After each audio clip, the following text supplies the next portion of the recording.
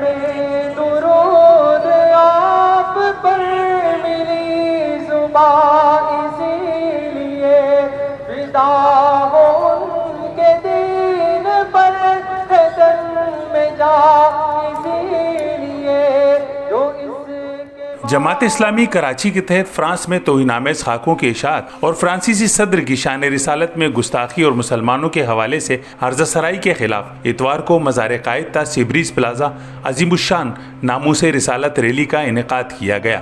Rally کے ہزاروں شرکاء جن میں مرد، بچے، بزرگ، نوجوانوں سمیت مختلف شعبہ ہے زندگی سے وابستہ افراد نے شرکت کی۔ شرکاء نے فرانس میں خاکوں کی اشاعت اور فرانسیسی صدر کے خلاف اپنے شدید غم و غصے کا اظہار کیا۔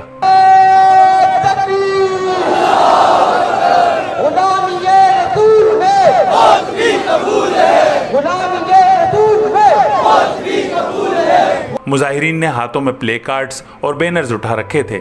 ریلی سے نائب امیر جماعت اسلامی پاکستان اسد اللہ بھٹو، امیر جماعت اسلامی کراچی حافظ نعیم الرحمان، نائب امیر کراچی ڈاکٹر اسامہ رضی، ضلع جنوبی کے امیر اور رکن سندھ اسمبلی سید عبدالرشید، جماعت اسلامی منارٹی ونگ کراچی کے صدر یونس سوہن ایڈوکیٹ نے خطاب کیا۔ مقررین نے حکومت پاکستان سے مطالبہ کیا کہ فرانس سے فوری طور پر سفارتی و تجارتی تعلقات منقطع کیے جائیں، فرانسیسی سفیر کو ملک بدر اور سرکاری سطح پر فرانسیسی مصنوعات کے بائیکاٹ کا اعلان کیا جائے۔ اپنے خطاب میں اسد اللہ بھٹو نے کہا کہ توہین رسالت پوری انسانیت کا مسئلہ ہے، لیکن افسوس اقوام متحدہ اور عالمی برادری نے مکمل خاموشی اختیار کی ہوئی ہے۔ فرانس کے صدر نے نبی صلی اللہ علیہ وسلم کی جو توہین کی ہے وہ بغیر کسی اشتہار کے کی ہے۔ ساری دنیا کے مسلمانوں میں سے یا کسی جگہ پر کوئی ایسا واقعہ نہیں ہوا، بلکہ اس نے یہ ایسا واقعہ کوئی نہ ہونے کے باوجود نبی پاک صلی اللہ علیہ وسلم کی توہین کی ہے۔ ان کا مزید کہنا تھا کہ مسلمانوں اور مسیحی برادری کا کوئی جھگڑا نہیں۔ فرانس کے صدر نے بلا اشتعال مسلمانوں کے خلاف عرض سرائی کی اور نبی کریم صلی اللہ علیہ وسلم کی شان میں گستاخی کی۔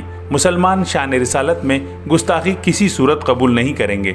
حافظ نعیم الرحمان نے ناموس رسالت ریلی سے خطاب کرتے ہوئے کہا کہ نبی پاک صلی اللہ علیہ وسلم کی ذات گرامی پر کوئی آنچ نہیں آنے دی جائے گی۔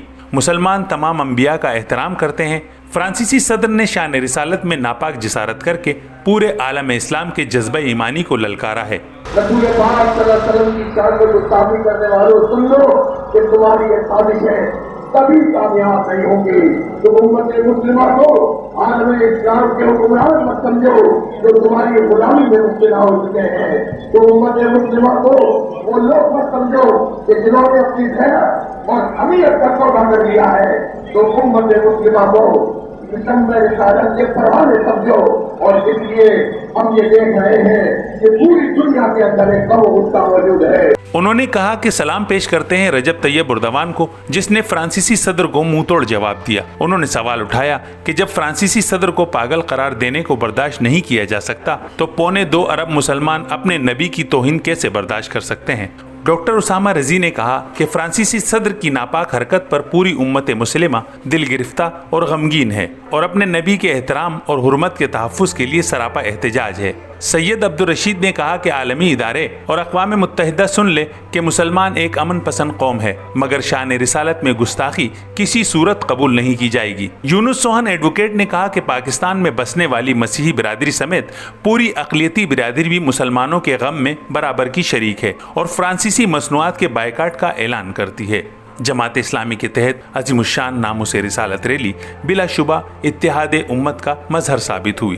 کیمرہ مین سید رضوان علی کے ساتھ قمر الرحمان، جسارت نیوز، کراچی۔